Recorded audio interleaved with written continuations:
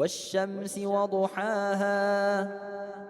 والقمر إذا تلاها والنهار إذا جلاها والليل إذا يغشاها والسماء وما بناها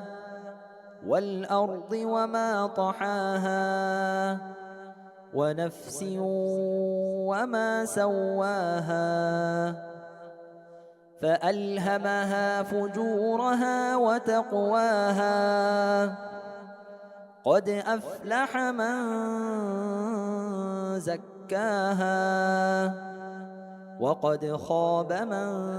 دساها كذبت ثمود بطغواها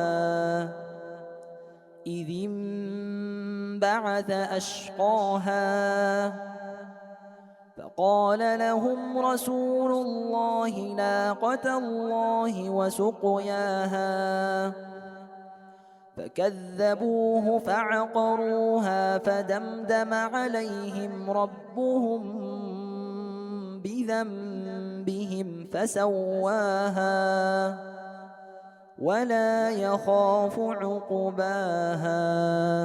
إذا زلزلت الأرض زلزالها وأخرجت الأرض أثقالها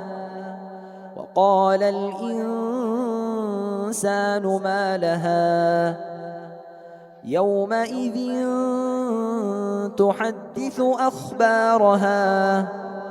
بأن ربك أوحى لها يومئذ يصدر الناس أشتاتا ليروا أعمالهم فمن